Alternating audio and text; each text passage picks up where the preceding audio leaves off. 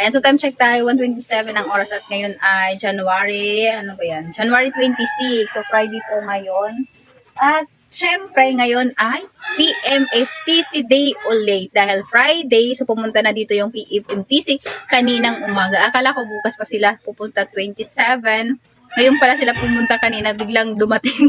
Sabi ko, hala ko bukas pa yung dating ninyo. So ngayon pala kasi every Friday daw pala sila pumupunta. Buti na lang, mayroon pa akong natitirang pera para pambayad sa kanila. Kasi kanina hindi tayo nag-grocery. So, yung binta kahapon, pwede ko ibayad sa kanila. So, di naman, ganun kalaki yung kuha ko sa kanila. 7,848 siguro yun. So, ngayon ay mag-price update tayo ng aking nakuha sa PMFTC ngayong araw, January 26. So, and 2 weeks, babalik ulit sila dito para bayaran, para maningil ng kinuha ako na mga sigarilyo. So, wait, asa na ba yung resibo ko pala?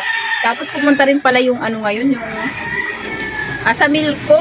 Nagbayad pala kami ng electric bill. Ayan o. Kunti lang yung binayaran ko ngayon. Ano lang kami, ceiling fan lang. So, di ako nag-aircon halos isang buwan. Kasi, ayoko mag-aircon. Kasi sumasakit yung mga, yung mga kamay tsaka mga pa. So, nag-aircon. Di ba kasi pagod tayo buong araw tapos mag-aircon. So, ito yung resibo ng, binayaran namin. So, ang bill ko ngayon ay 538.39. So, diba? So, mura lang siya kasi wala kaming aircon. Wala din kaming TV. Walang ref. Ilaw lang talaga. Yung namin tsaka electric fan. Tapos, ito yung resibo ng PMFTC. Ayan. So, balik nila ay in 2 weeks, mabalik sila dito sa February 9 siguro. Yan. Tapos, ito yung resibo. Kunti lang yung kinuha ko ngayon ng mga sigarilyo. And ito lang. Ayan yung mga sigarilyo ko. Andito sa baba. Ayan, andito sa inuupuan ko. Dapat kanina ko pa ito i-display. Kaya lang, gusto ko i-share. Gusto ko i-vlog para makita ninyo. Ayan, hindi ko pa nilagay sa lagayan ko. So, ito yun. Ayan. So, may 4 tayo na Marlboro. Ayan, 4 na rin ng Marlboro. Ito lang yung lagi ko ito yung lagi ko talaga kinukuha sa kanila, yung Marlboro na red. Dahil yung iba kasi minsan nagrereklamo sa lasa ng Marlboro. Kaya hindi na muna ako kumukuha ng Sarap Balogan. So, sa kanila lang talaga ako kumukuha ng mga Marlboro para walang reklamo ng yung mga customer namin. Kasi alam niyo naman ngayon, madaming naglalabasan ng mga fake, di ba? Ng mga sigarilyo. Kaya sa kanila lang ako kumukuha ng sigarilyo. Tapos, ayan, may dalawa akong Chesterfield na blue. Remix call. Ayan, dalawa lang. And, ayan, isang red na Chesterfield. So, ito lang yung kinuha ko ngayon araw. Ito lang. Wait lang. Ayan. Okay, wait lang. Ayan.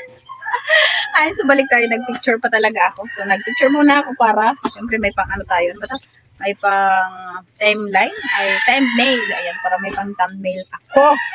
So, 4 lang yung kinuha ko na Marlboro ngayon. Kasi after 2 weeks, babalik rin naman sila. Sakto lang yan pagbalik nila, wala na Marlboro or kunti na lang yung stock. So, ito yung dami langaw. So, ito yung resibo natin. 9,398 yung ngayon. Tapos, yung binayaran ko kanina ito. 7,848 pesos. So, ito yung bago. Ayan, 4 lang na Marlboro na pula. Hindi na ako kumuha ng glass sa kanila kasi meron pa. So, pwede naman ako bumili ng glass sa Katbalogan. Tapos, Chesterfield na red. 1,066 ang Chesterfield sa kanila. Same lang sa blue na Chesterfield. 1,066 din sa kanila. And yung Marlboro, same pa rin. 1,550. Tapos, tinanong ko kanina si ahente kung kailan magtataas yung mga sigarilyo nila. Sabi, wala pa daw abiso sa kanila kung kailan magtataas. Hindi pa daw niya alam kung kailan magtataas ang sigarilyo. Pero yung Winston ay nagtaas na. So kahapon, bumili ako, nung isang araw yata yun, nung isang araw, bumili ako ng Winston, isang rim sa Katbalogan. So nag-increase na yung Winston. Ang rim na ng Winston ay, ayan, 7-Eleven kasi yung yung kalahating rim. So, nasa 422 ang rim ng Winston. Ayan, bumili ako sa Katbalogan. Nasaan na ba yung Winston namin? Increase na. Si Winston pa lang yung nag-increase. Si Winston naman, matagal na siya hindi nag-increase. Ngayon lang siya nag-increase. Itong Winston ang nauna mag-increase dito sa amin. 1,422 ang isang rim nito. So, binebenta ko na yan ng 8 pesos ang stick. Tapos, ang isang kaha ay, ayan, isang kaha, binibenta ko na siya dito binibenta ko na siya dito ng 150 ang isang kaha. Dati kasi 7 pesos ko lang ito binibenta tapos 140 ang kaha. So ngayon, nag-increase na, 8 pesos na tapos 150 na ang isang kaha. Ayan. Ito si Balboro, 9 pesos pa rin kasi wala pa namang increase, 9 pesos pa rin tapos 170 ang isang kaha. Tapos, ayan, si Chester, same pa rin, 6 pa rin ang kanyang steak. Ayan, tapos 110 ang isang kaha. Ayun. Pero minsan, pag kalahati ay 6 pesos. So, 60 ang kalahati. Pero pag isang kaha, ang bibili nila, mas may discount. So, 110 ang bigay ko sa kanila pag isang kaha ang kanilang bibili na Chesterfield. So, ito lang yung ano ko ngayon. So, wala pang increase, no? Hindi pa nag-increase. Si Winston pa lang yung nag-increase dito sa amin. Si Marlboro, hindi pa. Si Mighty, yung mga sa GTI, hindi pa din nag-increase. So, same pa rin yung price. Di ko alam kung mag-i-increase ba ngayon yung mga sigarilyo. Si GTI, hindi naman pumupunta dito sa amin. Ay, wait a minute. Si GTI, hindi pumupunta dito sa amin. So, wala kaming ahente ng GTI. Kaya, di ako makakapagtanong sa GTI kung kailan yung increase. Bumibili lang ako ng mga GTI products sa Katbalogan lang doon sa malaking groceries. Yung Mighty, Dallas, ayan, si Winsboro, ayan doon, si Mighty Dallas, ayan. Doon lang ako bumibili sa Katbalogan kasi walang nagpupunta dito sa amin na ahente ng GTI. Ayan, may bumili sa akin, naputol yung vlog. Ano na ba? Asa na ba yun? Nakalimutan ko tuloy. Ayan na nga.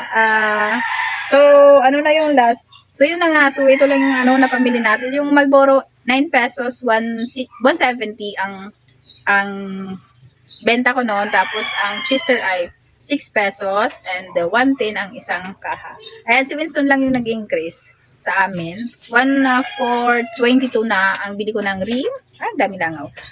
Ng Winston. So, yun lang yung nag-increase. Yung iba hindi pa. Wala pa naman. Hindi naman nagsabi kanina yung ahente ng TNFTC kung kailan sila magtataas or kung magtataas sila ngayong taon. Ito lang yung vlog ko. So, pagkatapos dito, pagkatapos itong vlog ko, ang dami na naman ako niligpitin. Ayan.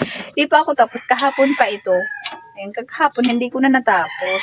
So, ito lang yung share ko sa inyo ngayon. Ang mga sigarilyo lang na nakuha ko sa TNFTC ngayong araw, January 26. So, ayan, thank you for watching. Ayan, kung hindi ka pa nakasubscribe dito sa ating YouTube channel, pwede nyo po isubscribe yung YouTube channel natin. At sa mga nakasubscribe na sa ating YouTube channel, ayan, maraming salamat sa inyo sa pag-subscribe at panonood ng aking mga video. Ayan, thank you sa inyo. Salamat kahit yung iba ay hindi naman sila nagko-comment.